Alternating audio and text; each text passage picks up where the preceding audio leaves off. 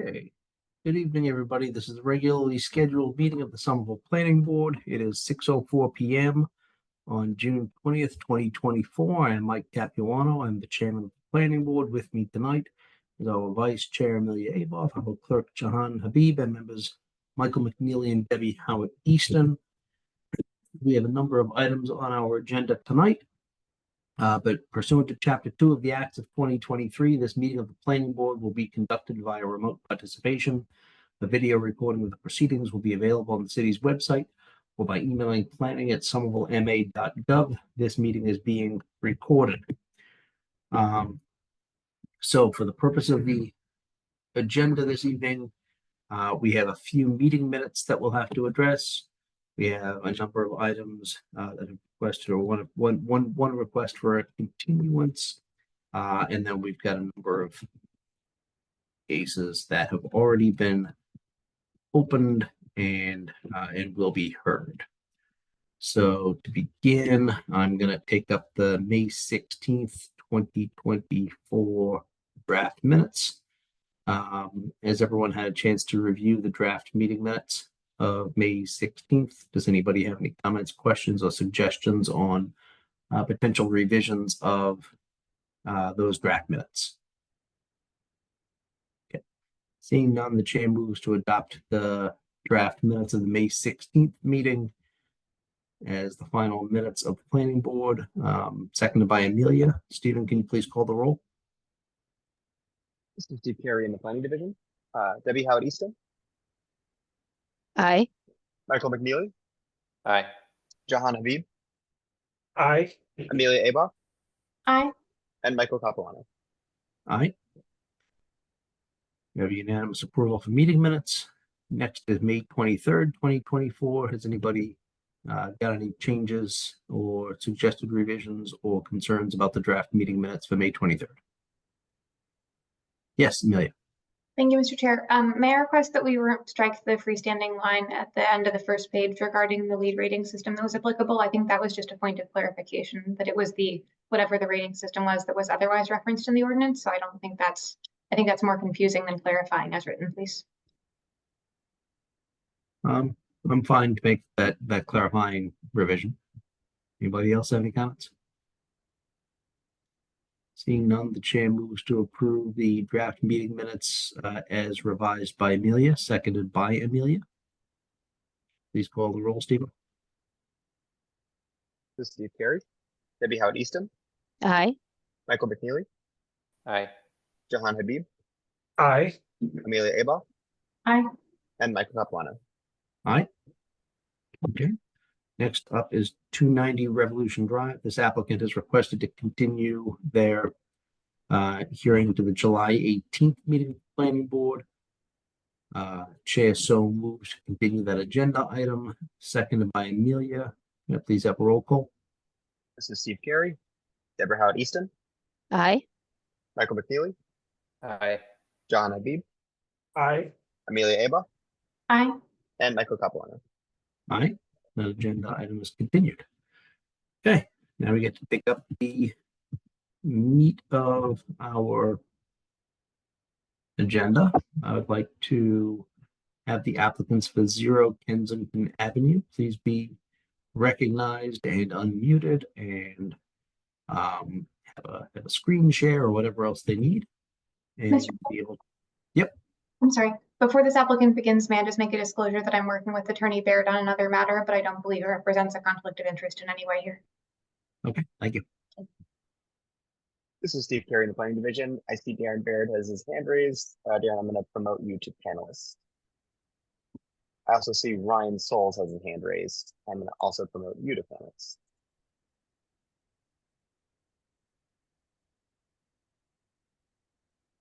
Great, thank you very much. And I believe Ryan Souls, oh, there he is.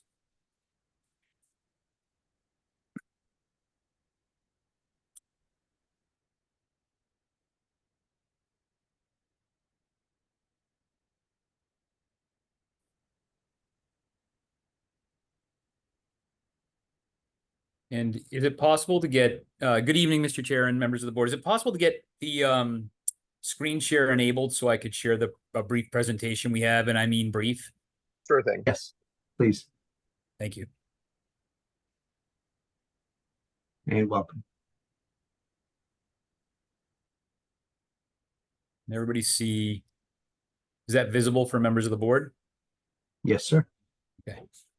So Ryan Souls is on as well from Greystar, who is the project, the co-applicant on 0 Kensington, but also the developer of 74 Middlesex. So not sure, Ryan, if you wanted to address the board prior to me boring them with the legalese here. Yeah, sorry, I'm just moving locations. I had a connection issue. I think you can hear me now, but I'll be in a better location in 2 minutes. You know, I think Darren can overview the what I think is just an administrative modification that we're requesting here. Otherwise, and happy to address any concerns, but really what we believe is just an administrative update to our master plan application. So thank you, Ryan, and I'll be brief. Basically, as you guys may be familiar and probably are familiar with, because a number of you sat on the 74 Middlesex and 0 Kensington matters. 74 Middlesex is the abutting building site. 0 Kensington is what we are referring to as, referring this to the civic space as. So the civic space, just to reacclimate people to the site, right? 74 Middlesex, the building site, is this site that my cursor is on now. And then the civic space really is, consists of 2 parcels. The overall, the civic space plus the building site is our development site for our master plan special permit purposes. And then we had a site plan approval for the building and an SPA decision for the civic space. The civic space will create a new neighborhood park. It was applied for and, sort of developed in conjunction with the city of Somerville. Kensington Avenue is still a public way. It will remain a public way. It will remain open to public travel by pedestrian use as well as emergency vehicular use. And then 0 Middlesex, which is this open space next to the public storage building that people are probably familiar with. This will be integrated with Kensington Ave to become, instead of a little respite of green space, a more meaningful neighborhood park. And so, we got the approval on the site plan approval for the civic space back on December 30th, 2021. Again, I mentioned what the civic space comprised of. It's really 2 city-owned parcel. One is a right-of-way, one is an open space parcel. We in getting ready to construct the civic space, but also get to the point where we were complying with all the conditions in the SPA, there were a couple of conditions that became problematic in that, from an execution standpoint, the conditions didn't quite square up with how the facts on the ground were really going to work, given that these were going to retain city ownership would be retained in both Kensington Avenue as well as the 0 Middlesex parcel. Condition 2 was sort of the gating issue, which required us to create, in conjunction with the city, a plat to establish a subdivided parcel for the civic space within Kensington Avenue. Being that Kensington Avenue is still going to remain a public way, as is reflected in the SPA decision, subdividing it didn't really make sense because it's going to remain a street. And so really what we're looking for is to remove the condition that requires a plat to establish a subdivision of the street, and instead replace that with a requirement for us to enter into an easement and or maintenance agreement with regard to the civic space, whereby, the applicant will have to maintain the civic space in perpetuity, which has always been the deal between the parties and was referenced in the master plan special permit as well. Condition number 5 was just, that required the civic space be dedicated to public by a covenant or deed restriction. And the reality is it's in public ownership, so there's no need to dedicate it. We really can't, as the applicant, dedicate anything because we don't have an ownership interest, and because it's a public way, working with the city planning staff didn't see the need to have any sort of dedication, as it would remain a public way. So what we're asking for and the requested amendments are 2 items. One is to amend condition number 2, which required the easement plat, and replace that condition in its entirety with the condition that's referenced below, which is basically that the decision is subject to a maintenance and license and or easement agreement as determined in the discretion of the city, that has to be recorded with the Middlesex Registry of Deeds prior to us receiving a final certificate of occupancy for 74 Middlesex. We're in the process of negotiating that document with the special city solicitor on this, Catherine Selchert. We're getting close on the document. The way that it will work after discussing it with the city, because 0 Kensington will remain a public way, we'll get a maintenance license for that component, and then a maintenance easement for 0 Middlesex, the current open space component. So it's going to be a little bit of a hybrid document. We're working through it. Now, the second request for relief here is to strike condition 5, which is the one that required us to, dedicate the space to public use because it's already owned by the city, and it's sort of obviated by that condition's obviated by the fact that we'll never have an ownership interest in either of those pieces of the civic space. So we want to replace that with intentionally omitted, so we are not messing up the ordination of the, sort of numbering of, or how the conditions lay out in the decision. So that's really the sum total of what we're asking for here. It is very much in the way of cleanup. We are constructing the civic space as we speak, and look forward to completing that, over the course of the next couple of months. So I'll stop there. If there's any questions, or Ryan, if you have anything to add, and happy to answer any questions the board may have.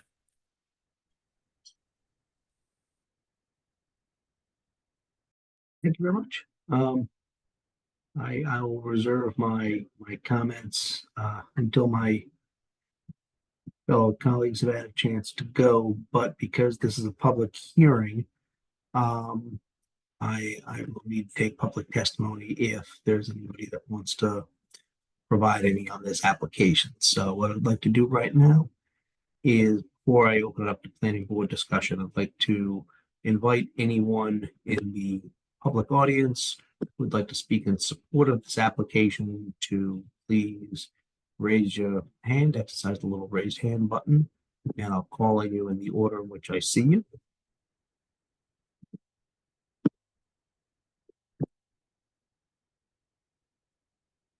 Once, twice. Seeing none, I will close that portion of the public hearing and open it up to anyone that wants to speak in opposition of this application or otherwise express concern. Please exercise your raised hand button and I'll call on you. Once, twice, seeing none in the audience, I will close that portion of the public hearing and open it up to discussion between members of the planning board, the applicant, and planning staff. So, does anybody want to have any discussion on this? I see this application as fairly ministerial. It seems like it's just kind of correcting some issues that we didn't quite recognize when the application was first voted on. We're trying to perfect it such that we can move forward in a more comprehensive and streamlined way. Does anybody have anything they'd like to raise for the applicant or staff? Okay.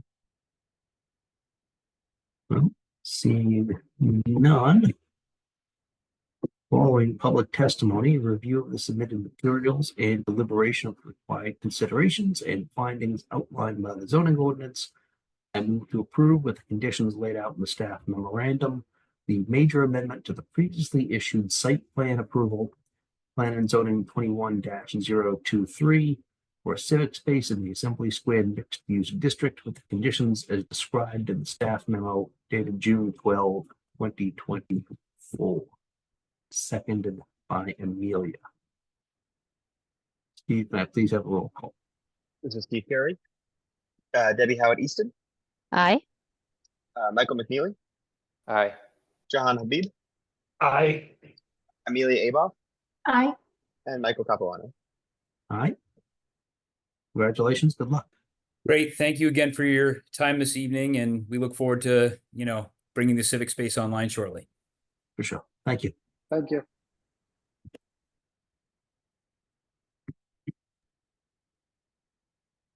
Okay, next up, is 350 Assembly Row, which has previously been. I've got a note here that says it has not yet been opened. So if that's the case, I would ask the clerk to please read into the record the notice of public hearing for 350 Assembly Row. Sure, Mr. Chair. 350 Assembly Row, CP 24-000023. Continued from May 16, 2024 meeting. Street Retail LLC seeks to extend the validity of a previously issued special permit P&Z 21-137 in the Assembly Square Mixed Use ASMD District. Thank you very much. Can I please have the applicant or the applicant's representative be unmuted?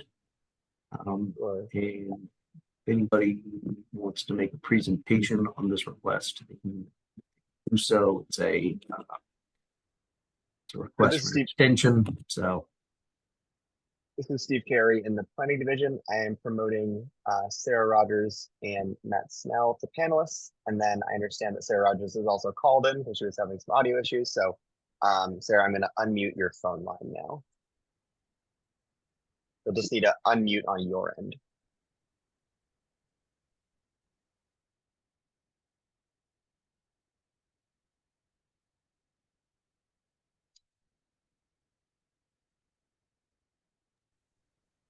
I think to unmute on your end, I believe it's *6 on the line that you're dialed in on to unmute, but let me confirm that. Can you hear me now? We can, yes. Perfect. Thank you for that *6 trick. Good evening. My name is Sarah Rogers with Federal Realty. The project we are talking about tonight is 350 Assembly Row, formerly known as Block 7A. We are here tonight seeking a 2-year time extension. We were before you in the spring of 2022, where we received full approval for a lab life science building right on Assembly Row. At this point, we have fully designed the building and have invested quite a bit to get it to where it is. We fully intend on building the building and moving forward with it.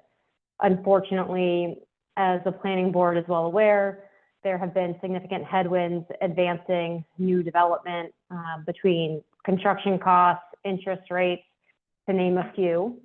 And I would say the lab life science market has been especially challenged with record high vacancy rates. So due to a number of these factors, unfortunately, right now, the project is not financially viable, which is why we are seeking a 2-year time extension. I do have a couple of slides if anyone wants a reminder of the location or design of the project, but also want to be sensitive to your time tonight.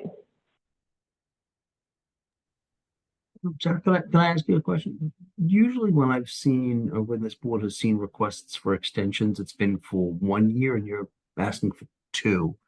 Can I ask for why you're asking for something that's a little bit outside the norm?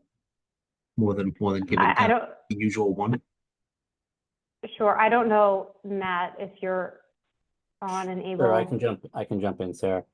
This is Matt Snell from Renner McClellan Fish. I'm permitting counsel for Federal Realty, excuse me.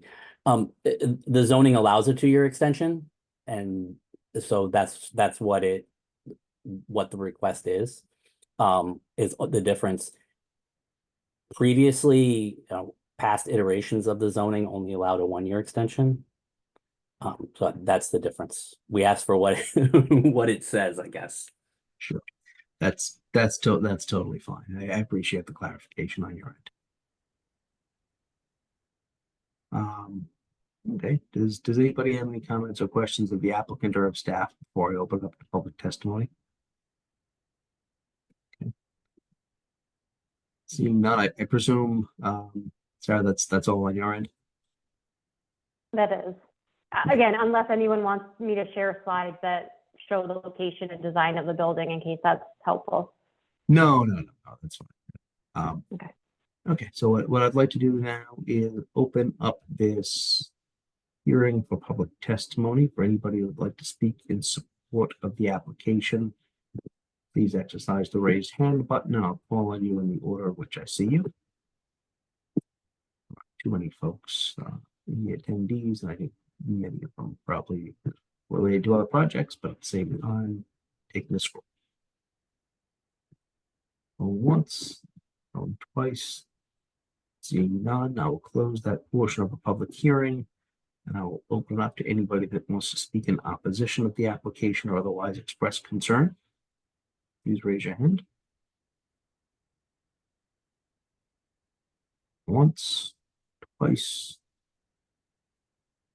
And seeing none, I will close that portion of the public hearing, and I will open it up to the planning board and have a discussion between members and of the applicant and of staff. Does anybody have anything they'd like to discuss before we move ahead?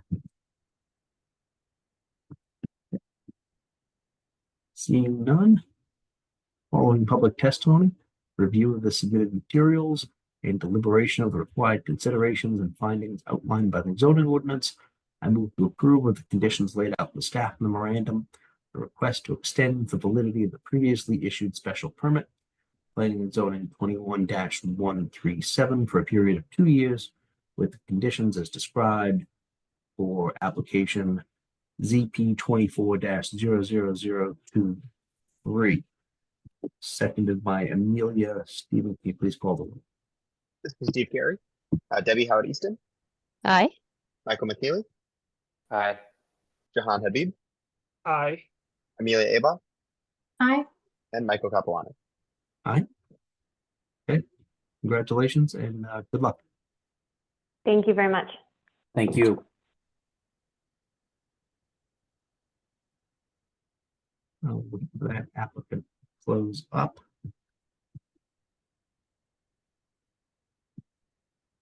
I would like to take up 45 Mystic Avenue. So if that applicant and their team can be unmuted, anybody who needs to make a presentation can do so. This is Steve Carey in the planning division. I'm promoting, let's see, Ann Vigorito to panelist. Let's see, we have Adam Burns, John Beatty, and Eric Zackerson.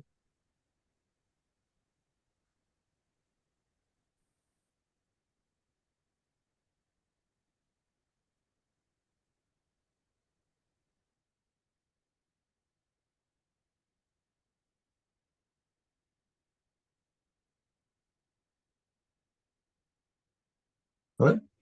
Good evening, Attorney Ann Vigorito on behalf of 45 Mystic. We do have a presentation, and I believe John Beatty was going to start it. He was beginning it, so maybe he's having technical difficulties. I'll pull it up right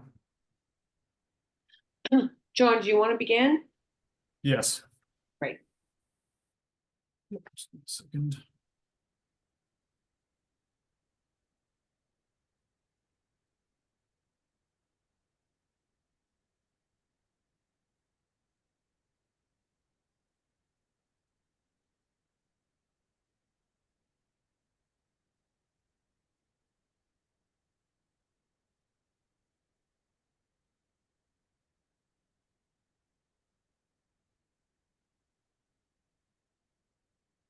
Hey, hello everyone, members of the board.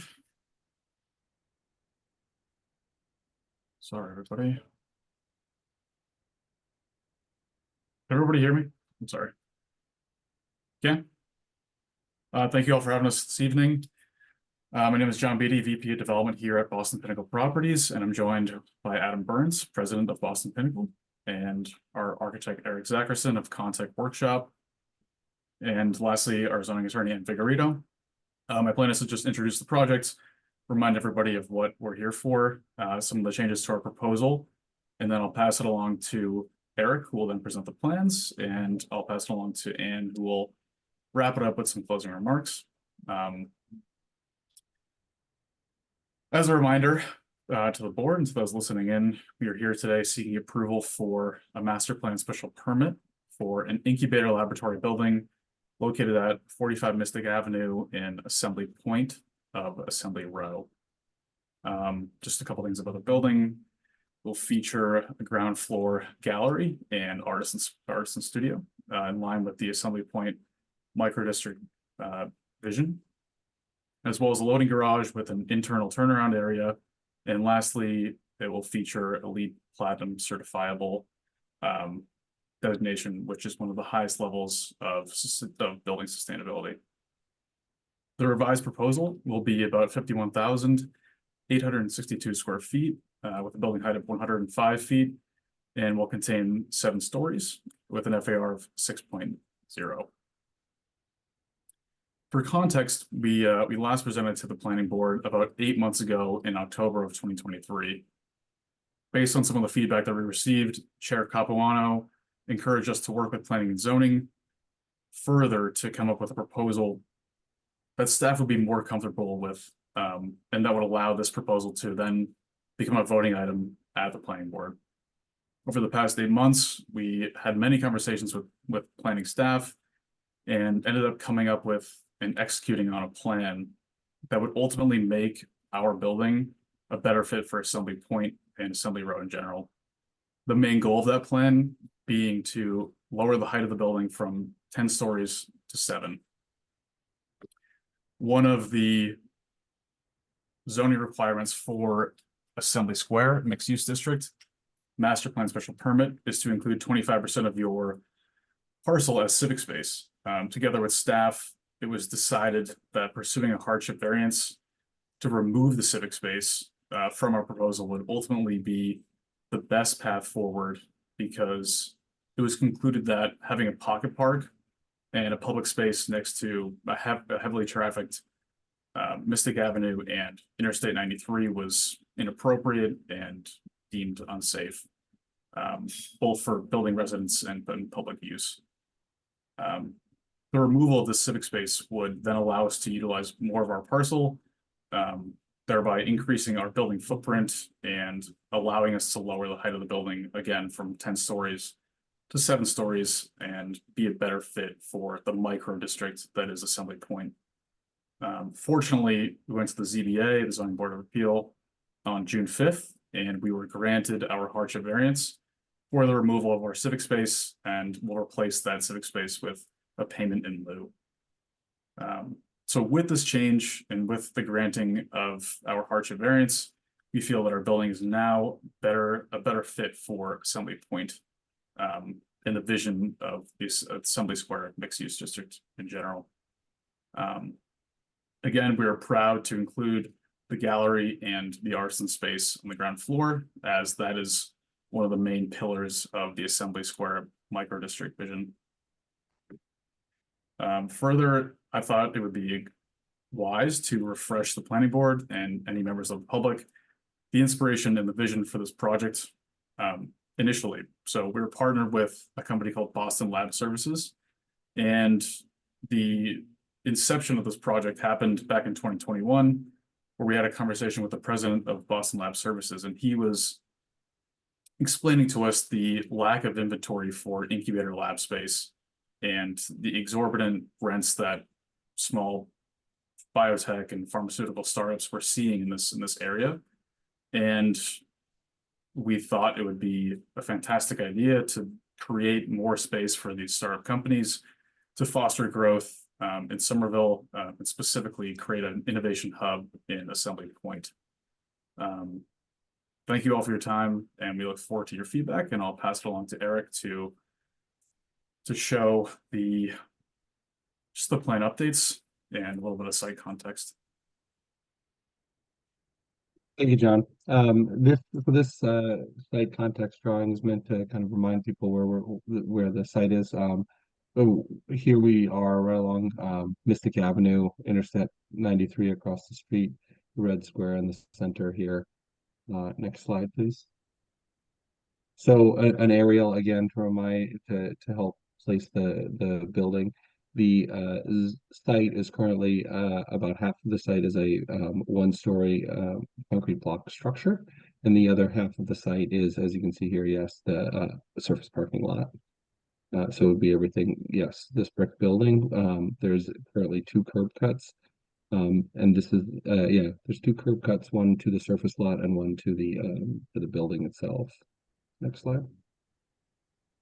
So the view looking west on Mystic Avenue and east on Mystic Avenue, you can see that the across the street from us is the raised portion of Interstate 93, and then our neighbor to the right and left are one-story structures. Next slide. So this is the comparison, as John mentioned, we reduced the height of the building from 10 stories on the left to 7 stories on the right, and that's done by making the building wider and eliminating that pocket park that was taking up a sliver of the site on the right side. Next slide. So just the basic statistics of the project: 8,640 square foot lot, the 90 feet of frontage. Those are the existing conditions. The front, rear, and side yard setbacks are allowed to be 0, although on the side yard we do have a 3-foot side setback. And then the civic space is not shown, as that was what we discussed with the zoning board on the 5th. Next slide. So this is a view from Interstate 93 of approximately how the massing of the building will sit. You can see it's very close, but on the other side of Mystic. And then looking back over your shoulder, you would see it from this direction, or if we were in the lane to the right, it would be about like this, looking towards the water. Next slide. So yeah, 45 Mystic. So a couple of aerials again showing the massing of the building from basically over the Home Depot, and then kind of looking back towards the Home Depot and Circuit City buildings. Next slide. So an idea of how this would work, how the amount of opening that would be allowed and necessitated in order to provide the space, although we haven't broken it down into full design yet. This is the site. Next slide.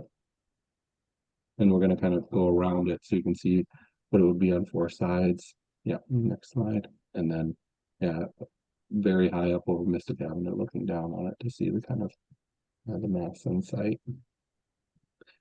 2 slightly more detailed or shaded renderings, just again trying to get an idea of what the massing is going to be, and show that. And on this one in particular, and on this plan, you see how we widened the sidewalk along the ground floor, created a colonnade for to make walking there a little bit more pleasant, and are introducing a couple of street tree planters. And then there's the 1 curb cut to replace the 2 that exist today. On the left side of the drawing, you see the curb cut coming into a loading dock that's under the building, in the building. The purple zone in the middle would be a cafe space. On the right, you would have the lobby in light blue, and then the gallery studio in the darker blue in the middle. So that's the basic building planning at the moment. Next slide. Up above, in the teal color on the left, you're going to have lab space. This is all dictated by the size of the equipment. On the right side of it would be the backup, the amenity space for which would be used for kind of building tenants, as well as restrooms. Next slide. And then we have again, very basic elevations showing the amount of fenestration that would be allowed and that we would seek. This one being the east elevation, the north elevation. Next slide. The south elevation, or the Mystic Avenue elevation, and then the west elevation. So very basic, very basic design. As I said, just want to make sure we understand how much window space and fenestration we're allowed with a building of this size. And I believe that's it for my part.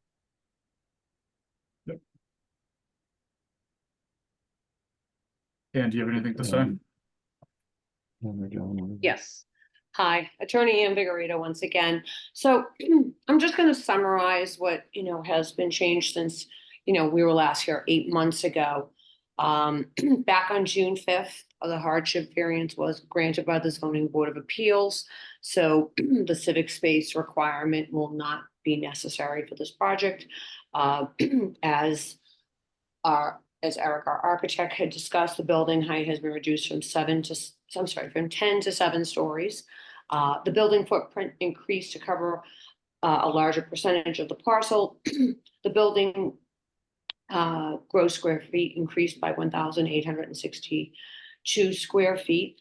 And during the past 8 months, the team has worked vigorously with planning staff to come up with something that we feel is a favorable proposal. So at this time, we would respectfully request a favorable vote by the board. I'm assuming you're going to open it up to the public, but that's what we'd be looking for at this time. And of course, any questions, we are here to answer those. Thank you. Thank you very much. I will certainly have some questions after we hear from the public, as maybe my colleague will as well. But I appreciate the presentation from all of you, and I would like now to open it up to public testimony. For anybody that wants to speak in support of this application, please raise your hand now. I see Pablo Pica. This is Steve Carey. Pablo, I'm going to unmute you. You'll have to unmute yourself on your own. Hi, can you hear me? Yes, if you can please introduce yourself and give your name and address for the record. Yeah, my name is Pablo Picker. I am the owner of 33 Mystic Ave, a neighbor to this proposed project just across from North Union. And I just wanted to speak up in support of this. I was involved in the 2020 master plan process with Dover and Cole, and it's nice to see some movement happening in the point. I think this is a great area to express the vision of Assembly as a whole, and it's kind of the, as it's described, the point of this gem of Somerville. So I am supportive of this project. I think this is a great first piece to come into the point. So that's what I wanted to put into the record. Thank you. Thank you very much. Anybody else who wants to speak in support of the application, please raise your hand. Going once, going twice. Seeing none, I'm going to close that portion of the public hearing and open it up to anyone who wants to speak in opposition to this application or otherwise express concern. Please raise your hand.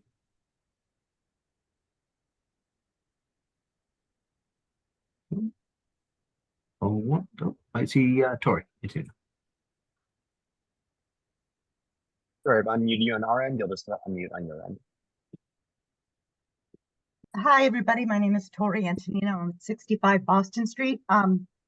So we just discussed this plan and the choice of the Somerville zoning board to waive the civic space requirements, and it was a robust discussion. I have something to read that was signed on by all members of the Urban Forestry Committee. If people don't know, Urban Forestry Committee is a city committee appointed by the mayor, and we have no power save to advise, encourage, and write memos. And so here's what we say. The Urban Forestry Committee urges all city boards, commissions, and departments to exercise caution when considering allowing payment in lieu of the required green space and proposed developments. This city's strategic plans include the Somerville Forest Urban Management Plan, the Climate Forward Plan, the Somerville Pollinator Action Plan, all call for increasing the overall amount of green space in the city. It seems unlikely to the committee that the funds on offer will be adequate to purchase equal to what is those lost in exchanges. The committee appreciates that some sites are not suitable for use as parks or civic spaces, but any amount of green space, no matter how small, provides benefits that include cooling, natural reduction in stormwater runoff, biodiversity, and supports for pollinators. These benefits are most needed and valuable in our city's industrial corridors, which significantly overlap with our environmental justice neighbors. That said, and now I'm just me. I was looking at the Assembly Row plan, and this is the point or the barrows, and there's a lot of green space there. The only way we are going to cool the city is to get civic space and green space.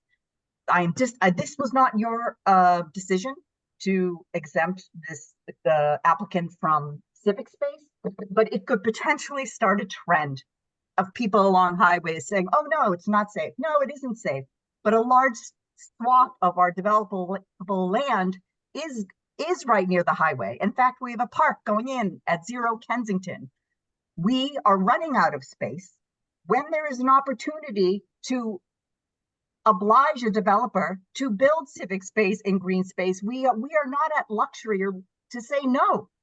So I am so disappointed in the Zoning Board of Appeals. I don't know what I'm asking you to do, if you can do anything, but 2 trees are not going to help green and cool this area.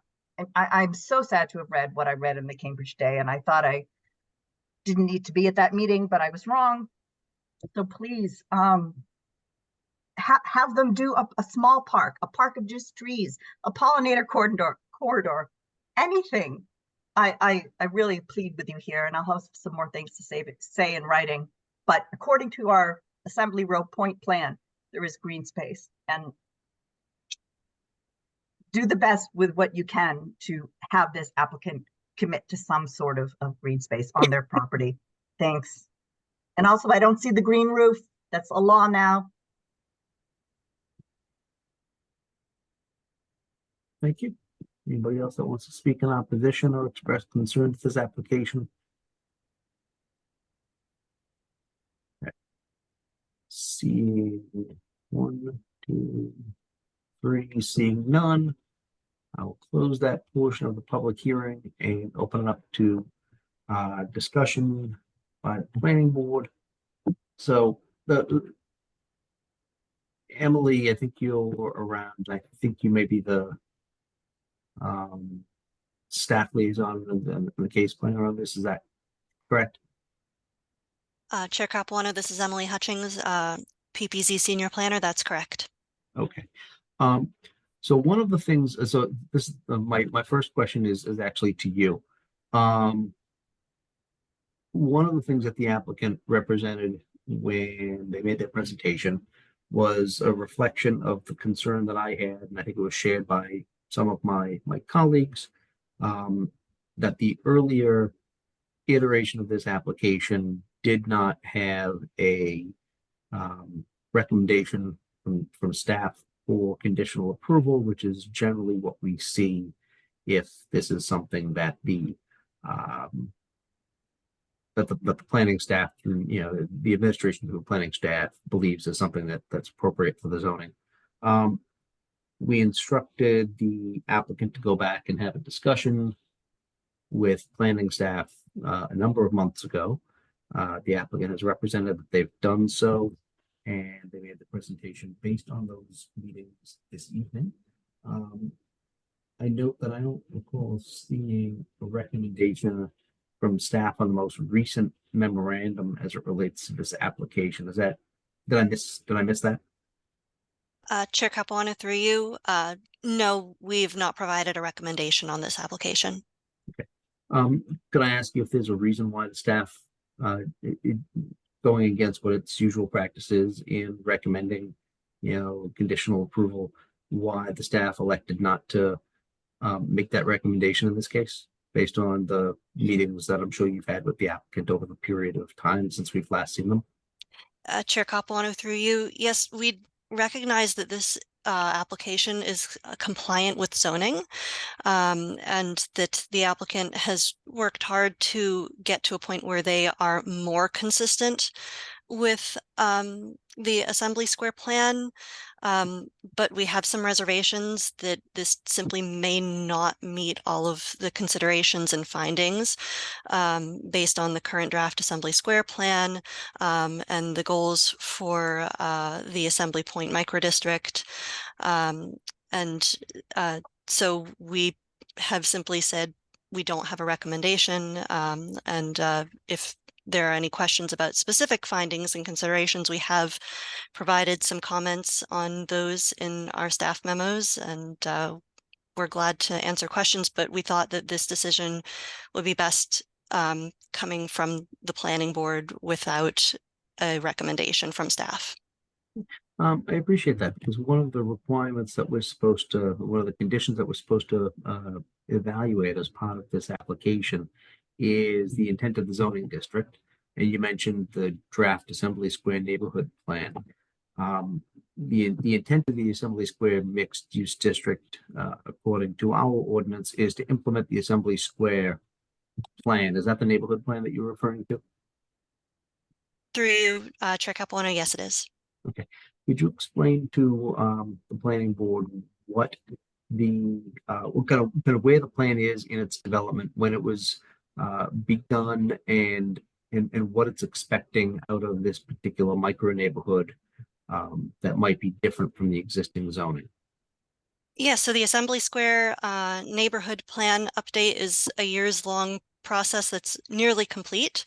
The draft that is currently on Summer Voice, that has been posted on Summer Voice since 2022, describes the Assembly Point microdistrict as a smaller scale commercial industrial district with buildings 4 stories and below.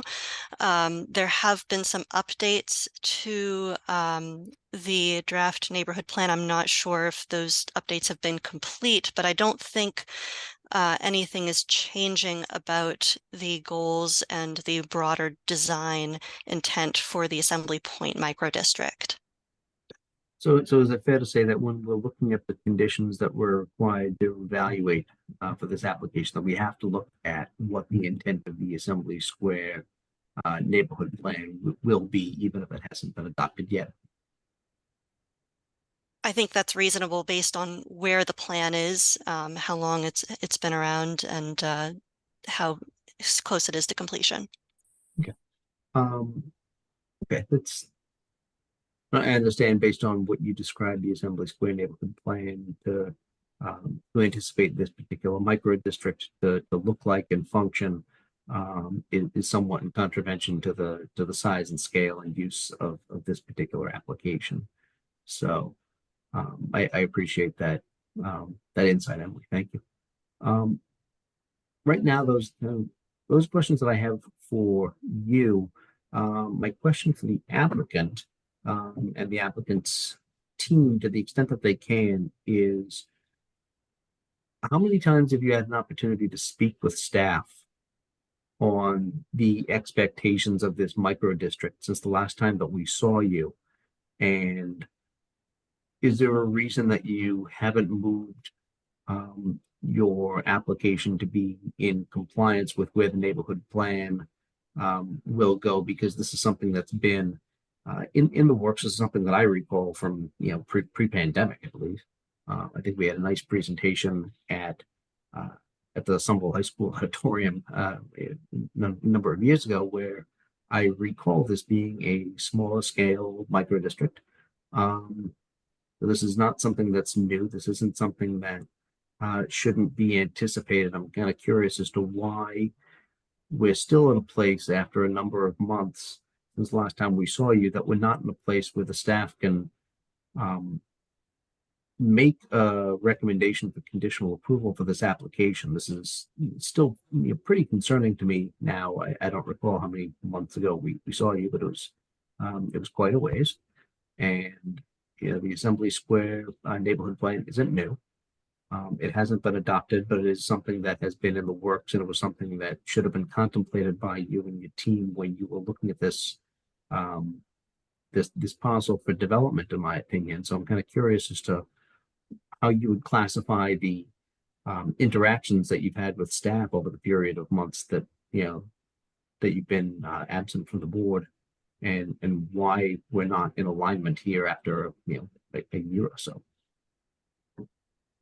Mr. Chair, Adam Burns, President of Boston Pinnacle Properties. I'll actually take this one because, quite frankly, if I'm speaking candidly, I'm just as shocked as you are. We've had 3 meetings with Sarah Lewis directly. two in which Risa sat in on. And we left the last meeting in agreement that this was the plan to move forward with, and we are encouraged to move forward with this plan. So to now be told that there isn't a recommendation, it's not an alignment, is quite blindsiding. So I'm, like you, taken aback by the position that we're being placed in this evening. Two, I think that the plan still warrants some discussion because we represent 20% of the ownership in the point. Pablo, who's on this call, is another 20% of the 5 owners. And then we have existing relationship with next door, Jim Davidian at the Enterprise site. This area is represented by 5 specific owners, and I don't know that we are all in agreement with the direction that plan is going. I think that it needs to be considered that 4-story buildings next to almost 30 feet of raised highway doesn't make a lot of sense. I don't know if you've stood down on this specific site, but you'll be craning your neck to look up at cars whizzing past on 93. And to say that only a 4-story building should go next to that, 3 of those floors are going to be looking at a concrete wall. So I don't know that it's appropriate to have that low scale along 93, a raised highway. Further, it was, I don't know if you watched the footage from the Zoning Board of Appeal, but multiple members of the Board of Appeal also recognized that we need some sort of buffer if we want this, lower level and less dense district to shield that district from all the pollutants being flung from 93 and the cars that are passing by. So taller buildings along Mystic Avenue will shield the rest of the Assembly Point district from those pollutants, from shrapnel flying off of cars and trucks passing by. So to say that this whole area should just be blanket 4-story and below buildings, I don't think it's appropriate. And I, share that same sentiment with a number of the other owners in the point. Respectfully, Mr. Burns, I appreciate your comment. Obviously, the Zoning Board of Appeals doesn't have jurisdiction over zoning and neighborhood plans. So their opinion is noted, but it's certainly not, in any way binding on the way that this board views the application. I also note that the neighborhood plan has been in works for a number of years, and I can acknowledge that you might disagree with where the administration and the city might be going with this particular micro district. But your disagreement isn't dispositive on what the actual neighborhood plan will be, right? So I take that for what it is.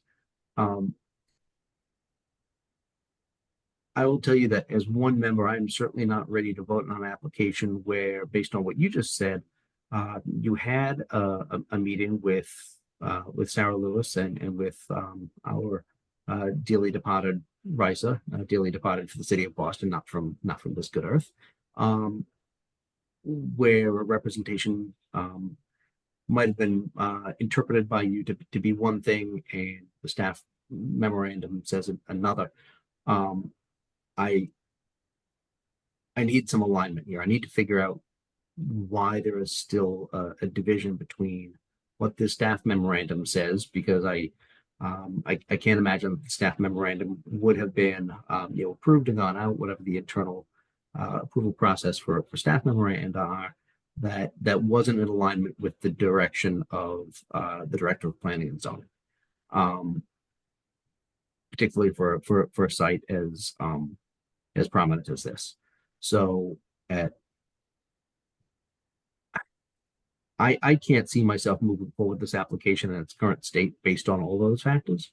And I can't speak for my colleagues here, but I think there needs to be another convening of the minds to figure out why there is a division here on what the planning board has seen and what you interpreted, whatever meetings that you had with Sarah and with Risa were.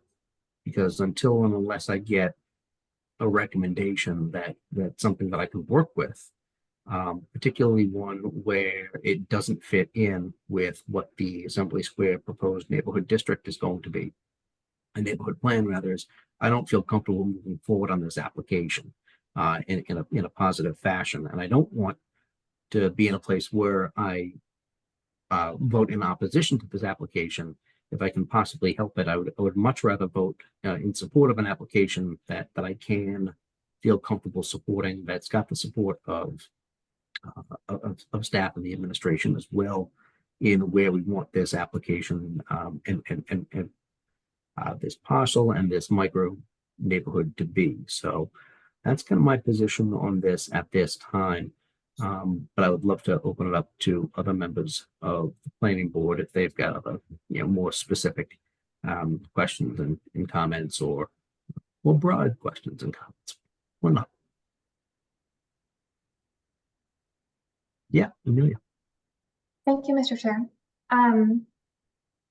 I do have a more specific question for the applicant.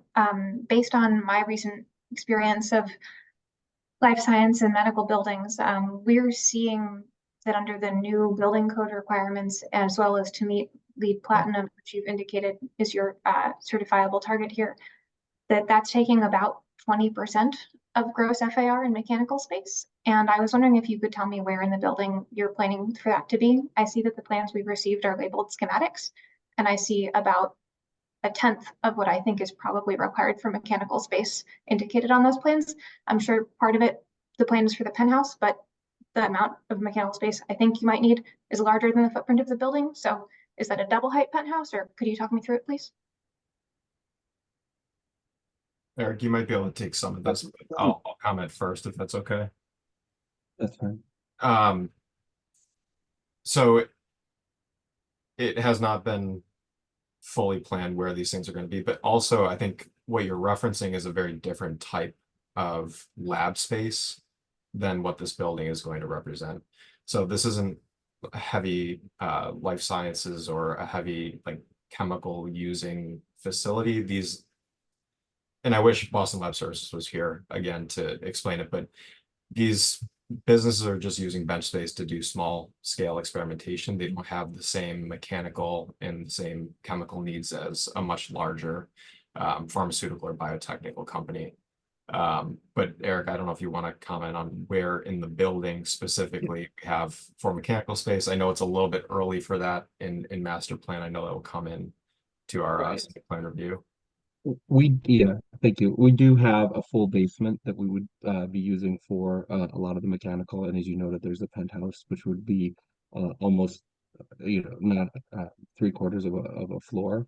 So if you factor in 1 3/4 floors of mechanical space versus 7 stories of building, that's a pretty significant chunk.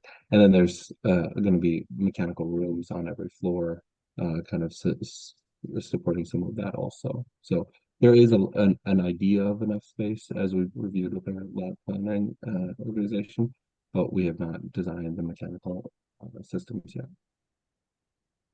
Thank you. Is the maker space in the basement that you've indicated here, which I think is part of your zoning compliance, is that the basement space that you're thinking your mechanicals would go into? There is a portion of it in the basement, but the basement itself, I forget, is about 8,000 square feet. This may not be a requirement for master plan special permit, but in upcoming meetings, if you could help us to just better understand the feasibility of fitting everything in this building that you're proposing to fit in the building, I personally, as one member of the board, would really appreciate it. Noted. I'm making note of that right now. Thank you. I'm also wondering if you could speak a little bit to the access to the bike storage room. It looks like you're currently, after the removal of the civic space, providing a about 100-foot long, 3-foot wide corridor to a bike storage room. And I'm just thinking about that as a cyclist, and I'm not actually sure I can navigate a bicycle in a 3-foot clear into the dimension of a door. So I was just wondering if you could tell us if you've looked at that, and if, I know we have other cyclists on the board, I wonder if anyone else can try and picture sort of jamming their bicycle to try to meet their rotation to get it into that bike storage room as drawn. the intention is not necessarily that people would be riding their bike down that path, but they would walk it. Yeah, and it is, yeah, it's shown as 3 feet wide. The door swings in the right direction so that one should be able to open it and pull a bike in. We can, I'm not sure if we can do a turning radius diagram, but I feel like I've done this with my bike before. I just know that We could inset the door more if you feel like that would give it a little bit more smoother turning access. I just think I recall that alternative forms of mobility is a really big emphasis for the neighborhood plan. And as you're well aware, because you're not providing parking on the site, so making sure that the bike room that you're providing is in fact fully functional and usable would be something I would ask you to really take a look at as you think about any further plan revisions. Yeah, I obviously we're not making decisions on this tonight, so we'll certainly take that back and dig deeper into it. Thank you very much. My third question is very much to Antonino's earlier testimony that she provided. In your sustainable buildings questionnaire that you'd originally provided in the November round of the application, you did note that in keeping with the city's climate change vulnerability assessment, this is what's designated as a high outdoor heat exposure zone. And you sort of described your strategy for managing that as providing the green space with ample vegetation and pervious light colored paving in that area. How do you plan to address your location within that high outdoor heat exposure zone without the civic space?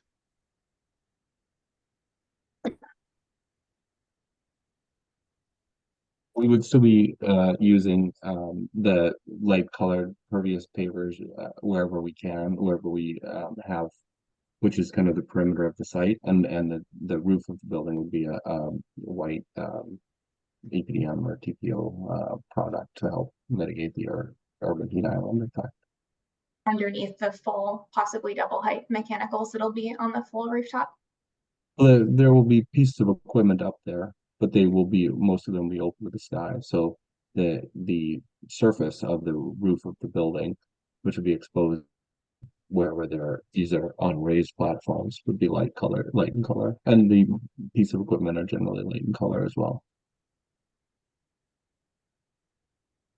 We're not putting a roof over the penthouse. There is a roof on the building that would be white. Understood. Thank you. At the end of the day, I share many of the concerns that Chair Capiano has articulated here, in that fundamentally you are coming to us asking for a permit that is discretionary, and it's discretionary based on the idea that you be providing certain sort of public benefits in a project that is aligned with the city's master plan goals for the site. And I don't see this project as aligned with those, both in the many ways that the chair articulated previously and in some of the things that that Ms. Antonino raised, frankly, just in terms of this being a really high heat area and the need for civic space and the fact that even where civic spaces aren't necessarily the most usable by pedestrians, they're still providing sort of a high degree of ecological value and function within the city. I find myself really wanting to get to a position where we could vote to approve this, because I think the use is so good, and I think the idea of that lab space that could be usable for multiple smaller tenants is really valuable. But I'm struggling with the fact that, like, fundamentally, you are asking for a discretionary permit, but there are other uses available to you on this site, right?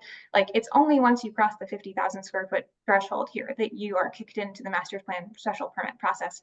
And Emily, if you can please correct me if I'm wrong here, but I believe that looking at the table for the Assembly Square district, there are other simpler zoning processes available for other levels of FAR.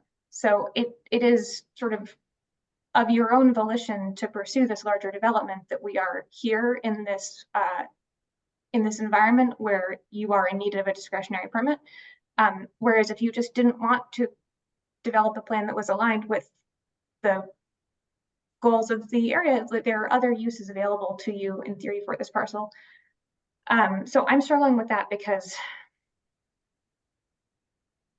it is discretionary and it's not aligned at this moment in time with sort of the vision for the neighborhood. And because there's sort of an alternative pathway that is available to you, admittedly, probably not for this use, but that is, you know, technically an available use for the site.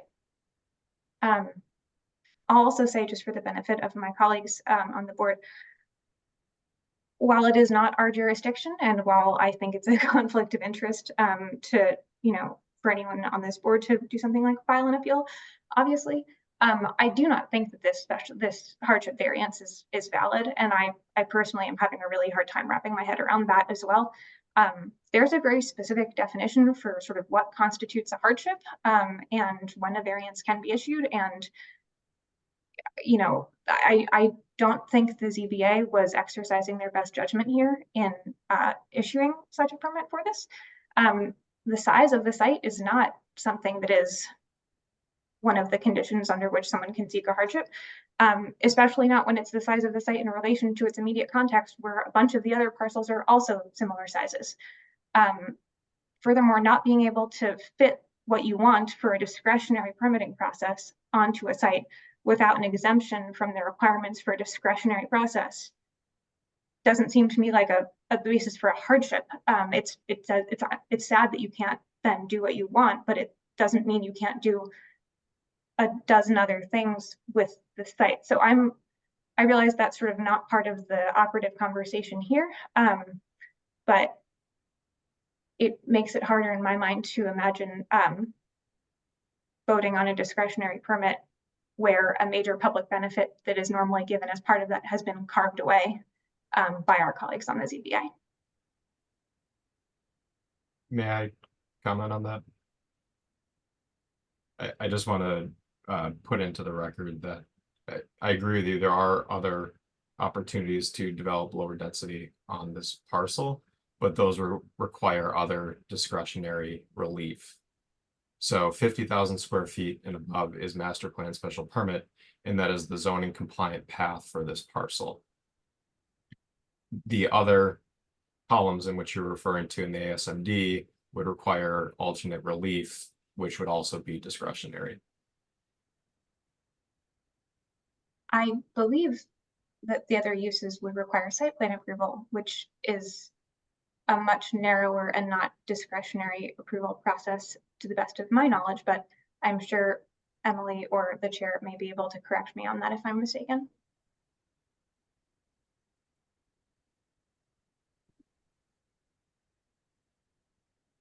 I would defer to staff into a reading of the zoning ordinance, specifically as to what would be considered a site plan approval use on this.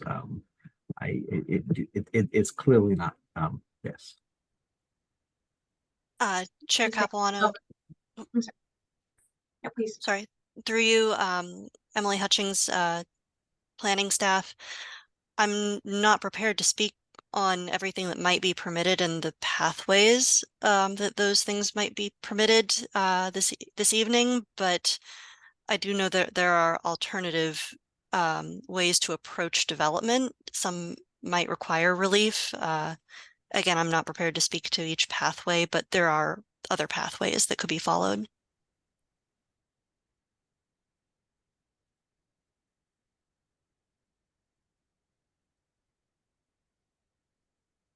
Thank you. Amelia, did you have anything else that you'd like to raise at this point?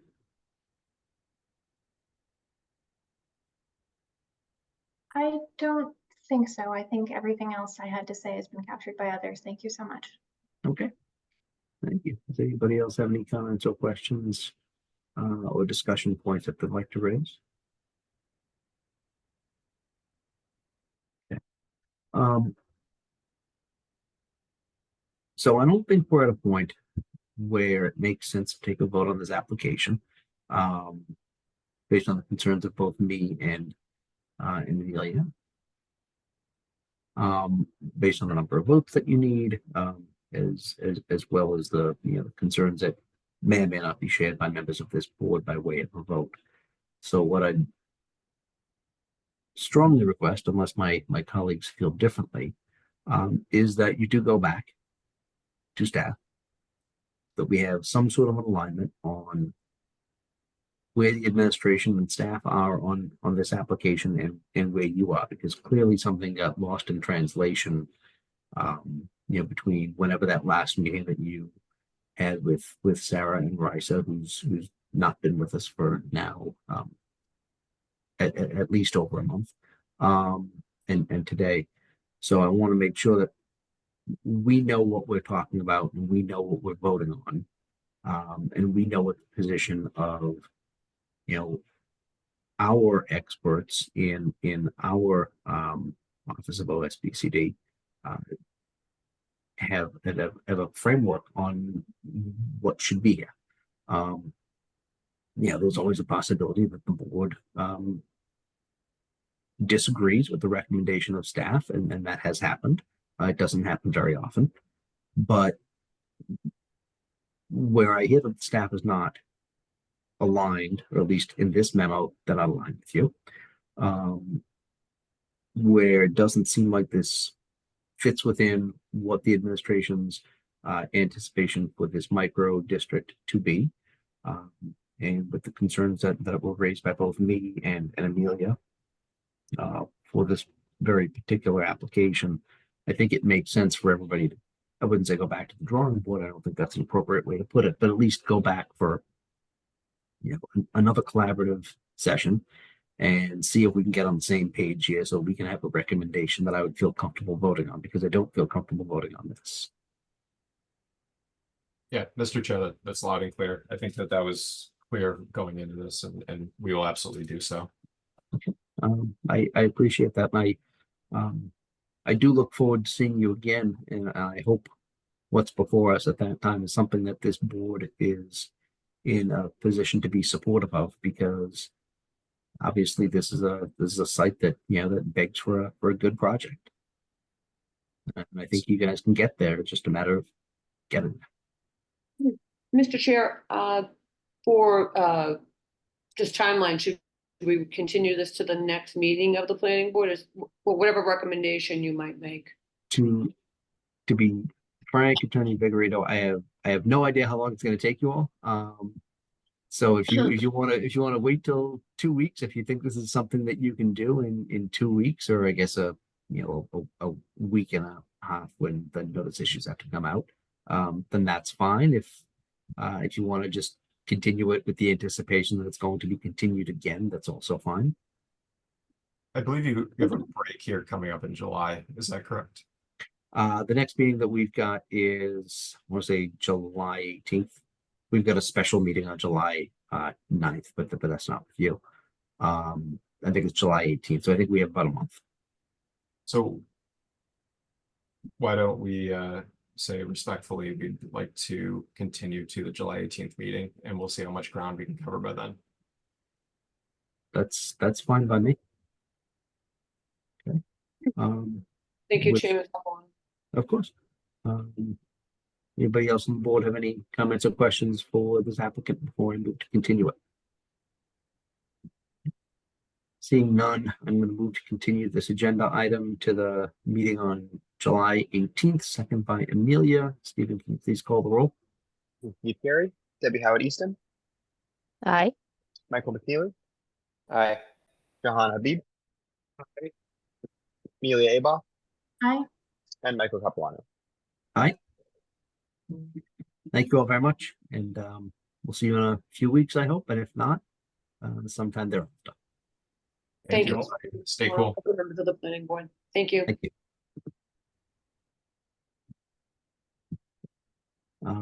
I am actually going to suggest the planning board take a very brief 5-minute recess, just for a few minutes for bathroom breaks and things like that, before we get going with the final item on our agenda. So the planning board will be in recess for 5 minutes. Let's do 7 minutes. Let's reconvene at 7:25. How's that? Okay. Planning board's in a brief recess. Thank you.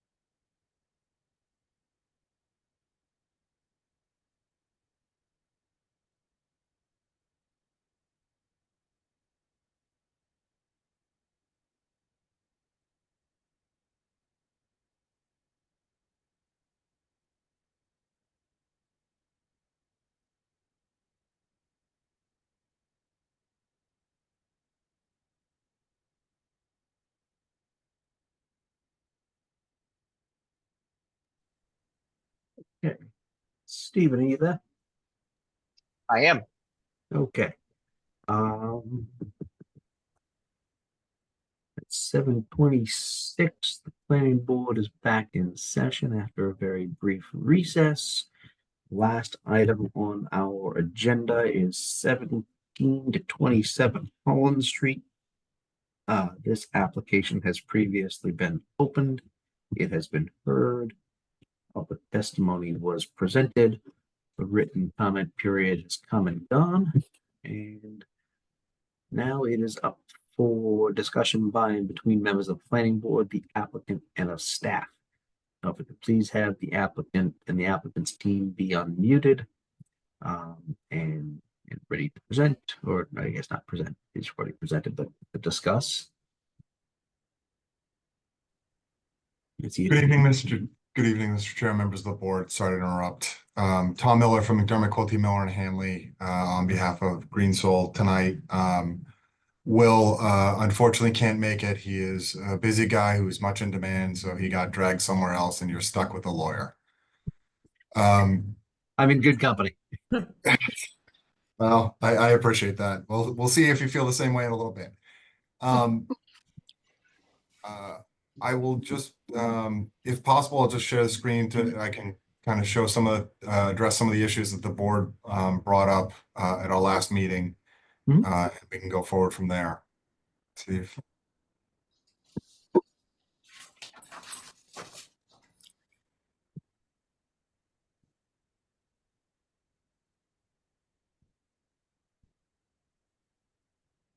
Stephen, have we made sure that they have sharing capacity for what they need to present? Let me, Attorney Miller, let me promote you to co-host, which should give you permissions to share your screen. Great. I think you should have those permissions now. I do now. Thank you.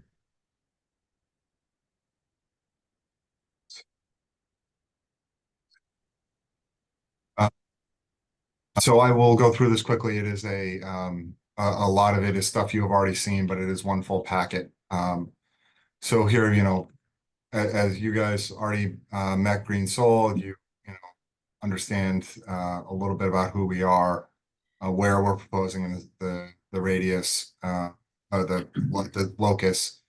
The team here again with you tonight is myself, Tom Miller from McDermott, Quilty, Miller and Hanley. I'm taking Joe's place. Tava has joined us as well. I believe Richard Harding is here. Will Chalfant unfortunately can't be with us. Rebecca Adams here is with us as well to speak on security and compliance. And Jim Smith is regulatory counsel for the team, and he will also be helping us out with some of the answers to your questions. This is the team from Green Soul in and of itself. You're going to meet and speak with a couple more of them tonight. We already talked about the brand and the culture. This project specifically, and its hours of operation. And we did talk about our total numbers.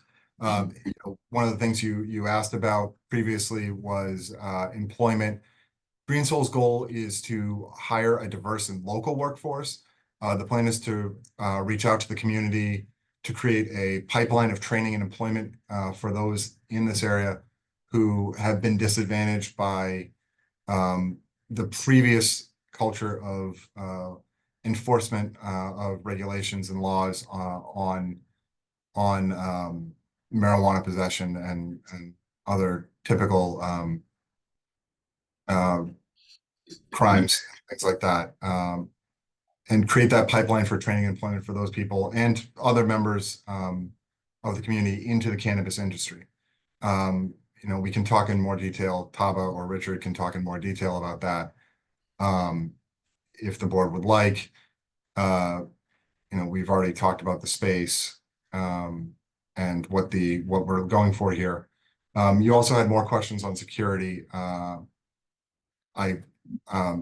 I could, give you some answers, but Rebecca is in a much better position to answer those questions than I am. So I'm going to kick it over to Rebecca to talk about not only the security layout, but also the security measures in place as well. Yeah, thanks, Tom. Appreciate it. Good evening, everyone. I hope everyone's doing well. It's always tough when you're last. Want to make sure everyone's rejuvenated tonight. I know I just had a little pasta myself as a break, so I appreciated the break. And we had originally left out the security layout for security reasons.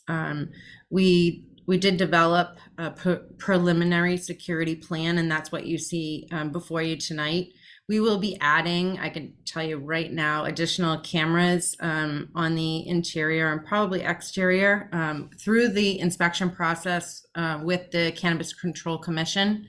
However, we will have interior and exterior cameras, panic buttons located at the point of sale station, in the vault, as well as in the security vestibule, which is located in the lower right-hand corner of the screen.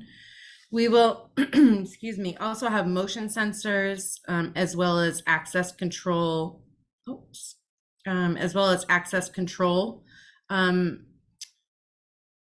monitoring for employees so that we can monitor where they have access specific areas throughout the dispensary. We'll have intrusion alarm systems, and we'll also have a backup alarm system, so for redundancy within the dispensary. There is obviously security measures that we're going to put in place, and we'll work with the city. We are going to meet with the police, the chief of police, prior to submitting our final layout and security standard operating procedure to the Cannabis Control Commission. So we will get their involvement and their approval as well. You know, we will ensure that, you know, any entry is for any individual that's 21 years of age or older. We will try to prevent diversion. In terms of loitering around the premises, the individual that will be located in the security vestibule will be monitoring the exterior of the facility to ensure that no one is loitering. During our neighborhood meetings, so we held two neighborhood community meetings, and we did offer to, and we will continue to offer to the neighbors, the general manager's phone number in case there is any incident issue. They have direct access as well.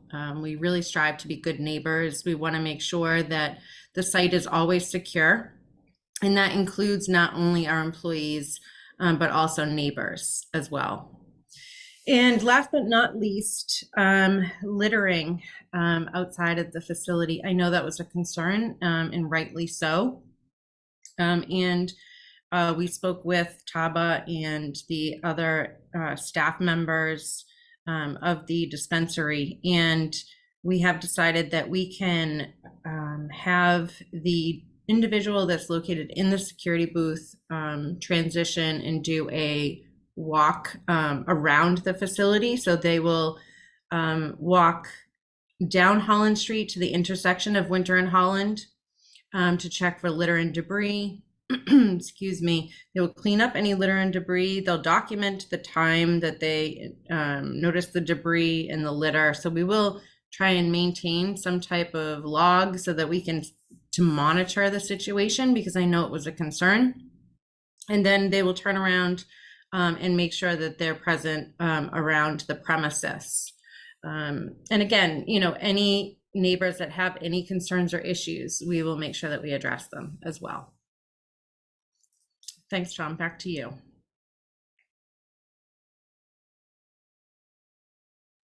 Sorry, I forgot to unmute myself there for a second. Thank you, Rebecca. We appreciate that. And, you know, as we are, you know, conducting those sweeps around the facility, we will take into account what we're seeing and adjust accordingly as needed going forward. You know, we've already discussed with you guys what the aesthetics will be. We just hit the security measures, which, you know, Rebecca discussed with you guys. we all understand what Davis Square is, how transit friendly it is, between the MBTA, buses, Red Line, Blue Bikes, everything, etc. It is a commuter friendly place. Just as a little further the locust plan as we discussed before. We did, the board did also have questions about market saturation in this area, and we did discuss the part of this was there are only so many areas in which it is, even by special permit, a cannabis establishment, retail establishment is allowed.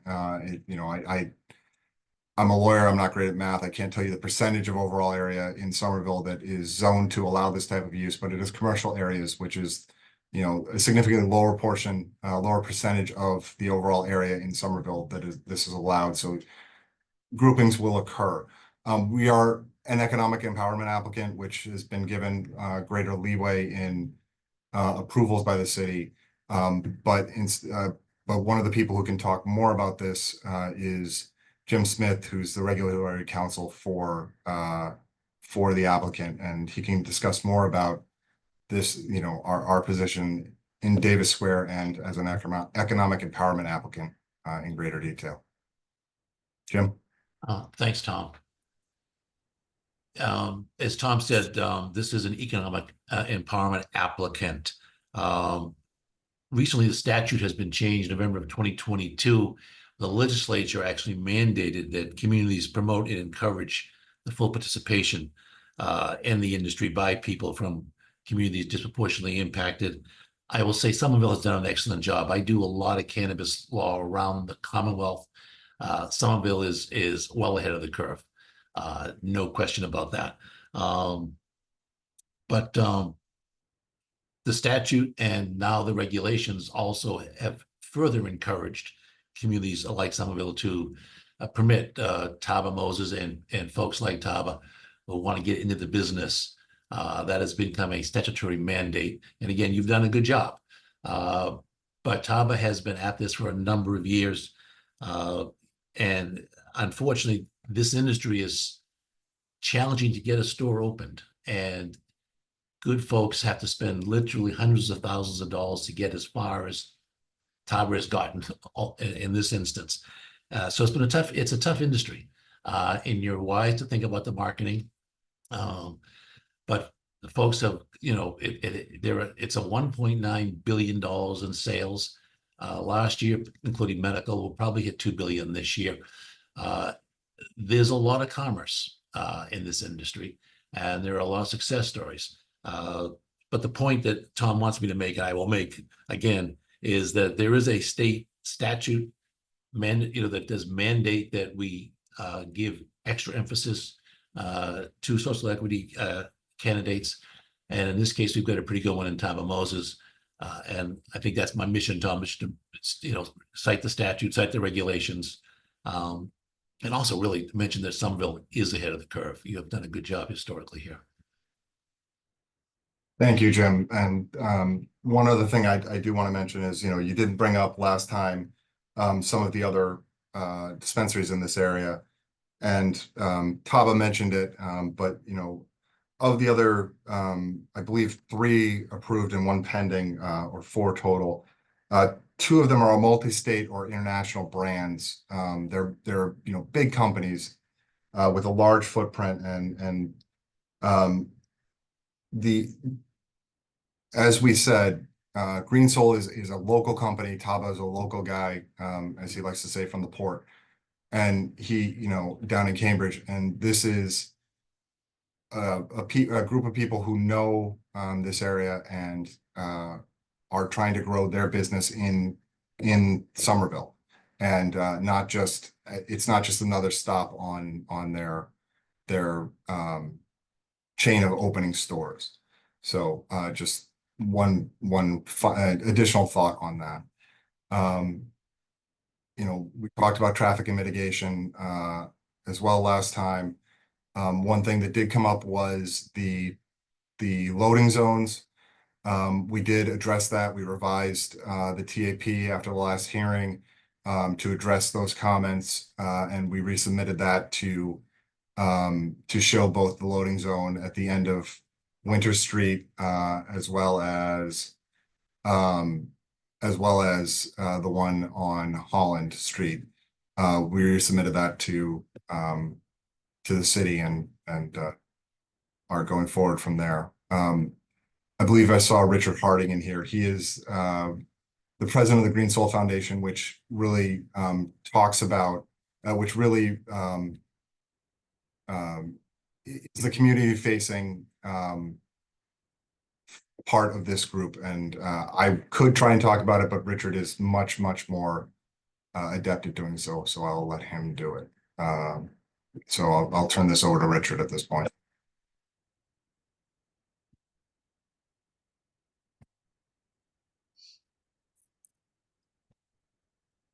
I know he is on and his hand is raised. Oh, he's just muted. There you go. Can you hear me? Now we can. Thank you. Thank you all. Thank you, Chairman Capuano, for the opportunity. So I'm Richard Harding, a member of the Green Soul team. And I've been at this community work for a while, both as an elected official to the school committee, but also as an activist around social justice and change. The Green Soul Foundation was set up with intentionality to make sure that we, as a company, remain good neighbors and responsible operators as it relates to what Tom talked about, making sure that those who are most affected by the war on drugs now have an opportunity in the burgeoning cannabis space. And so we've been doing a lot of work to make sure that we're not only giving back in a real way, but also trying to move the needle on both policy advocacy and actual on-the-job training in the cannabis industry. We began this quest in our Somerville space by helping out, working with community cooks and some other folks, as well as making sure that we did our part with food insecurity by having 2 or 3 turkey giveaways in the Somerville community. And I want to just say that I think we're peerless in our attempt to be a good neighbor and a good operator.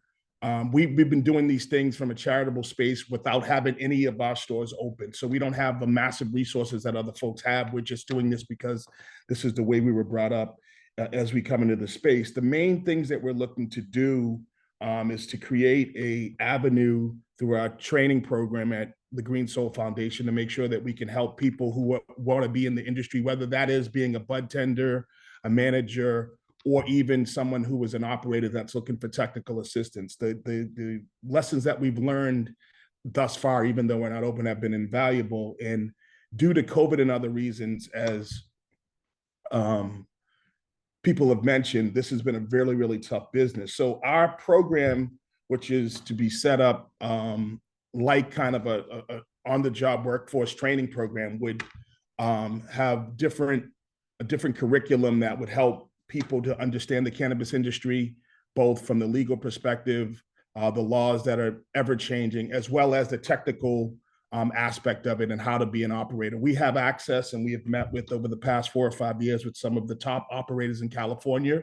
These are some of the stores that do the best there, and we've had a great learning experience to understand their SOPs and how to actually run stores in one of the places where cannabis is kind of king from this perspective. I think if our numbers are close to 2 billion, I think it's 10-fold that or 8-fold that in California. So the idea is that we would look into the Somerville community to figure out who was interested, but also provide that avenue and opportunity, not only to train folks to be in our stores, but to also be able to be qualified to work in any of the stores in all of the 351 cities and towns in the Commonwealth of Massachusetts. As you know, we, through your process, and I would agree with the attorney that Somerville has been better than most. Cannabis is the one industry where in the 351 cities and towns, it's different to run a business, right? But Somerville has been good. And we, I believe, scored very high by you all's own metrics because of the team that we have, local entrepreneurs looking to find our space in Somerville. I look forward to helping the Somerville community and continuing our philanthropic sort of approach to helping with whatever is necessary to help build a stronger community. I was just in a talk the other day looking at trying to, through our foundation, support, if we can, the Night Out Against Crime that's going to happen at Trump Field. I think it's August 6th. But we really are looking forward to being a good neighbor and a good operator in the city of Somerville. And our training program and advocacy is well known. We single-handedly had advocated for economic empowerment applicants to be able to find their space. If you look at what happened in Cambridge in terms of changing the dynamics on the exclusivity period and the work that we've done even in Boston to advocate for what their rollout should look like, it's become a model that the Cannabis Commission is using as they're having further talks on how to make sure that the equity space is maintaining the integrity of the process around economic empowerment and social equity candidates stays intact, and that they'll have a real shot to not only just enter the cannabis space, but to thrive in the cannabis space. So I would stop there and take any questions. I'm thankful for the opportunity, but I think that you'll find in us, the local folks, that this economic empowerment program was supposed to be for. And I think that you'll also find that we are not only authentic, but we're the neighborhood kids that are looking for a shot in this particular business. Thank you, Mr. Chairman. I would yield. Thank you, Richard. We appreciate that. And you stole my thunder. The next slide is questions. So we want to thank you for hearing us again today. You know, we've done our best to address the questions you asked last time, and we're happy to go further into detail with them now. Sure. So thank you very, very much for the presentation and the discussion to Mr. Harding and attorneys Miller and Smith. I think it was really helpful for me to wrap my head around this application and the folks who are bringing it, and Ms. Adams as well, of course.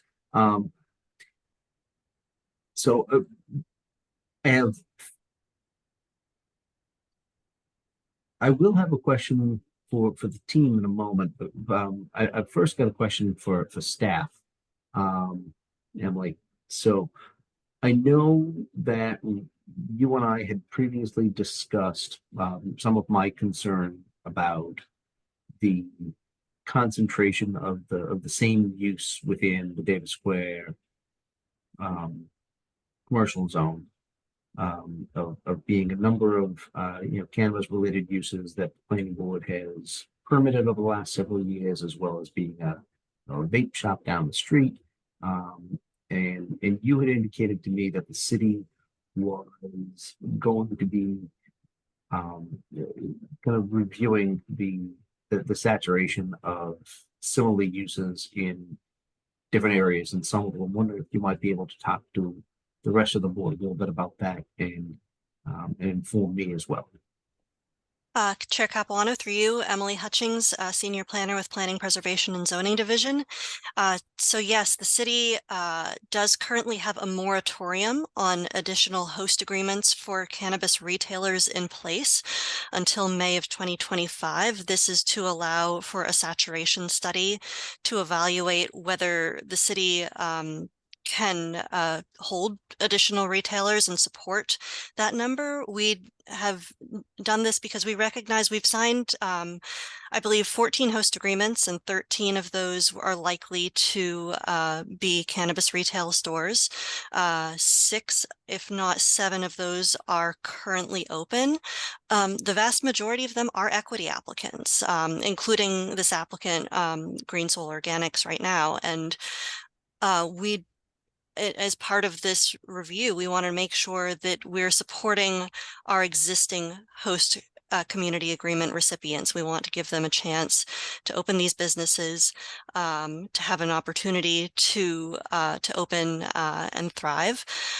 We believe that all of the current recipients of host community agreements are highly qualified candidates and businesses, and we want to make sure that they have the ability to go through the entire process. In Somerville, it's a multi-step process. You get a host community agreement, you get a license with the local licensing commission, and then you get a special permit with the planning board, as well as getting your state license with the Cannabis Control Commission. So it's a long process and it can be drawn out. So we think we're in support of this application and this applicant, and we think that our remaining applicants should be able to move forward as we move forward and evaluate the saturation point of cannabis retail in Somerville. And once we have those results, we've applied for a grant to complete this study. We expect to hear back about that grant in September or October, and hopefully we will be able to begin this study in November, December with the results at the end of the fiscal year next year. And depending on those results, we will see what happens. We expect some policy recommendations to come from those. Can't comment on what those would be because we don't have the results of that study. But in the meantime, we are supportive of the applicant tonight, and we are supportive of the remaining applicants as they go through the process. Emily, can I ask a couple of follow-ups?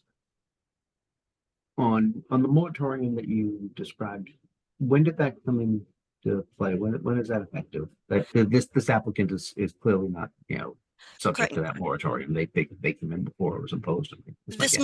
This moratorium was signed in November 2023, and it's an 18-month moratorium. Okay. So obviously this host agreement was signed prior to the imposition of that moratorium. Right? Correct. I believe this host agreement was signed in either 2020 or 2021. I have 2019, just okay. That was when we began the process. Yeah. Okay. All right. Emily, do we know, because this is a question either for you or for the team, of the cannabis-related uses that the planning board has permitted in Davis Square, do we know how many are actually operational? I have no idea. I am not certain. I believe at least 2 of them are operational, if not all 3 that have that currently have all of their permits. Okay. Okay. I have my own thoughts on the, and my thoughts have actually somewhat evolved from the last meeting that we had, and based on this discussion. So I'm going to wait until I hear from my colleagues on the board if they have any other questions or comments, and then I'll kind of let you know where my mind is on this particular application. Does anybody on the board have any? Yeah, I see Amelia. Thank you, Mr. Chair. I do have a question for staff. Emily, are you able to confirm to us if we did receive updated mobility materials that reference the 2 loading areas as the applicant described? Because I'm looking online at what's available, not just the links you sent us, but on the report site, and I'm not seeing an updated report. Through you, Mr. Chair, Emily Hutchings, we did receive some updated materials, but we received them today, so we were not able to post them or forward them yet. Thank you. Mr. Chair, I do believe the applicant that they have updated those materials and that they are now internally consistent.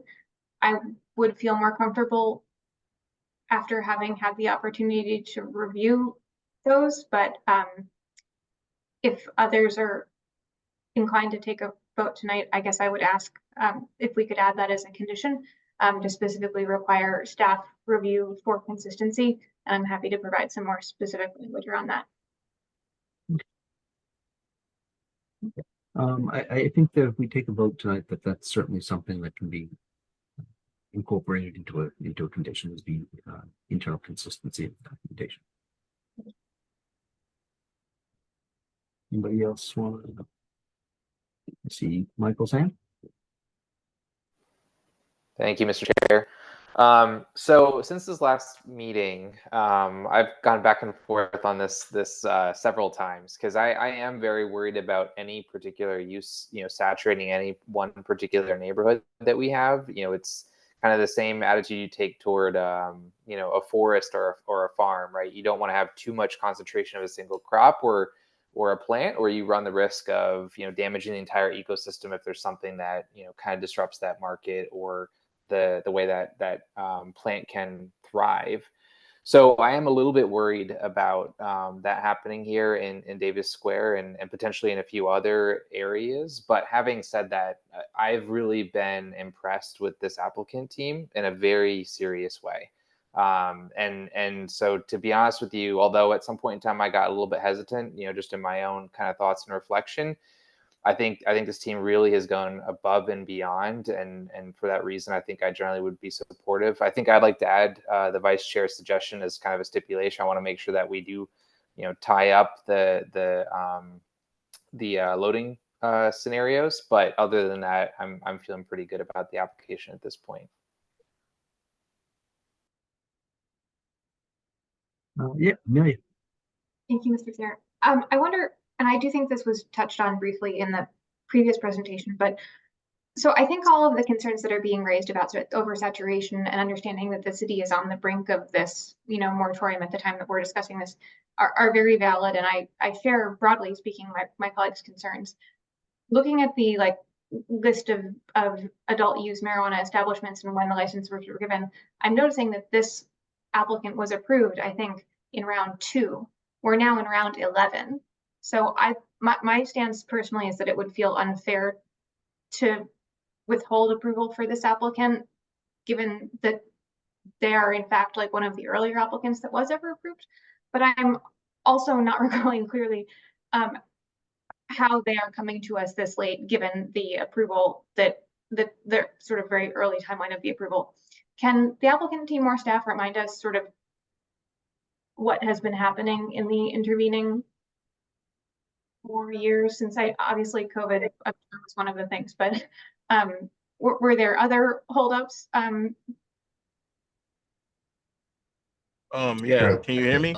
Yeah, I'll allow that Taba can speak to this whole his why we're here now. So Yeah, thank you. That's a great question. So we were one of the first applicants to get an HCA in Somerville. And then the process changed and they did priority A and priority B applicants. So Somerville kind of paused their process. So we sat on the sideline while they did that. When we got our HCA, we submitted a traffic plan. We did everything we had to do. We had our community meeting. Obviously, the 6 months went up and then COVID hit. While COVID hit, I actually paid rent. So for the 2 years while everything shut down, or 18 months while things shut down, we actually still paid rent for the space. We didn't get that much of a break on it. We didn't go any month without having to pay. And then when things opened back up in Somerville, the process had changed again. So then I think we became a priority applicant. We had to do our community meeting again, which we did. And then when we submitted our application, we were asked to submit another traffic plan. At that point in time, Somerville was working on the orange line or had some connection to the orange line because you guys were also constructing the green line. We were told by the city that we had to wait until that construction was done in order to have a traffic plan that we could submit because it wouldn't represent the real numbers in terms of the flow of traffic in Davis Square. That threw us off about 9 months and cost us $20,000. When that was done, we submitted our traffic plan and we went back and forth with the city to make sure that they had all the information that was needed, and we started to continue the process again. So between COVID, that, and just in general, I think Jim Smith can speak to this. The bureaucracy around submitting things and getting things back has taken a long time, right? Even with us setting up our community meetings, it took for everyone on our team to reach out to Mr. Davis, who I assume was super busy, but just setting up a community meeting took us 6 months, right? And during that 6 months, I still had to pay rent. So it wasn't on our end. I feel like we have a great team, and everybody's been adamant about making sure that we open up, and I think we've become one of the groups that have kind of been the face of what could be a great success story from local kids who grew up in the local neighborhood who are really in this for all the right reasons. And we just never gave up, right? I kept paying rent. I'm still paying rent. And there was nothing on our end that slowed us down. Thank you very much for that explanation.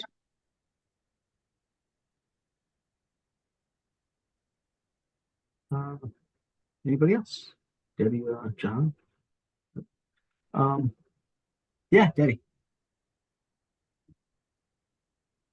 I just wanted to echo, I'm feeling a lot of what Mike was saying as well. You know, some concerns about saturation, but very impressed with this particular applicant and their community focus and the fact they are local and, you know, not backed by, you know, some of the big organizations, which I know a couple of our stores are. So I'm inclined to take a vote tonight, you know, with the caveat that Amelia was proposing to put in as a condition as well. Okay. Yeah, Amelia? Mr. Chair, I just have a quick question for Emily, I'm afraid. So as far as the moratorium that is now in effect goes, this is not about this application. This is about future applications moving forward. Am I right to think that the planning board won't be seeing any more applications for adult use marijuana dispensaries until that is lifted? Through you, Mr. Chair, there are 2 other applicants who have received host agreements prior to the moratorium being signed, who are in the process of applying for their special permits. We do expect you to see them before the end of the year. These are the last 2 that we expect to go through. These are the last 2 who have yet to receive their special permits. All of the other applicants have already received their special permits. No other zoning relief is required for any of them. Thank you so much. Emily, just to follow up on Amelia's question, I know I didn't realize there were 2 additional cannabis use applicants that were coming to us. I know of one outside of Lagoon Square. Do you happen to know where the other one is? The other one is at 362 Mystic Avenue. So not Davis Square. No. Okay. So I'm gonna echo a lot of what my colleagues have said, particularly based on the wonderful application that you guys have all put forward. I think you're fantastic applicants, you're local applicants, you're applicants that have you're a team that has done a lot for the community and continues to do a lot for the community and for underserved and historically disadvantaged members of our community. You're exactly who we want to be doing business in Somerville and Davis Square. The history of this application is unfortunately for you pretty tortured for the last couple of years, and the fact that we've got a moratorium in place to have a more comprehensive idea of what we want the city to be in the way of the saturation of this type of use, I think is heartening to me. So I was very, very much looking for a reason to support this application, and I think I definitely have it. You all have been fantastic. You've got a great team. You've got great counsel. You've been a good local partner, and I hope to continue the relationship with all of you going forward. I think you're going to be a great addition to Davis Square, and so I think the board is aligned and moving forward in the application tonight. So following public testimony, review of the submitted materials, and deliberation of the required considerations and findings outlined by the ordinance, I move to approve with the conditions outlined in the staff memorandum and as supplemented tonight by the comments made by Amelia, the requested special permit to establish a cannabis retail sales use in the Mid-Rise 4 district with the staff memorandum and the discussions we've had tonight. Seconded by Amelia. Stephen, yes? I believe Emily has something to add. Oh, what are you adding? I apologize for the interruption, Mr. Chair. I just realized I hadn't closed the loop on two questions that were asked at the previous hearing, and I wanted to make sure that they weren't left out in the open in the previous minutes unanswered. There were Let's two pause the questions. motion. Answer the questions. I'm sorry. There were two questions about whether the conditions were easily enforceable by ISD. ISD has confirmed they have no concerns about the condition as written. And the other one was whether there were any police reports or concerns based on the existing cannabis retailers that have been opened. And I've confirmed that I don't believe there have been any significant numbers of reports related to the cannabis retailers that have been open. Nothing that I don't think that would change the motion, but I did want to close the loop on those two questions. It does not change the motion that motion is now reinvigorated, seconded by Amelia. Stephen, can you please call the roll? This is Steve Carey, Debbie Howard Easton, Aye. Michael McNeely, Aye. Jahan Habib, Aye. Amelia Aba, Aye. and Michael Capuano. Aye. Congratulations, everyone. Good luck. Thank you very much. Thank you so much. Okay. Thank you. Good luck, everybody. Thank you for everything that you've done to get us to this place. Thank you. Have a great I night. appreciate you guys. Nothing further in the agenda for the planning board that I'm aware of. It's 8:07. I would like to eat dinner. And I would also like to move to adjourn. Seconded by Amelia. Steve, can you please call the roll? This is Steve Carey, Debbie Howard Easton, Aye. Michael McNeely, Aye. Jahan Habib, Aye. Amelia Aba, Aye. and Michael Capuano. Aye. Okay, the planning board has adjourned. We had a special meeting, joint hearing with the Land Use Committee on July 9th, at which I will not be present. Our next regularly scheduled meeting is, I think, July 18th. So we will see you all then. Night, everybody. Night. Thank you so much.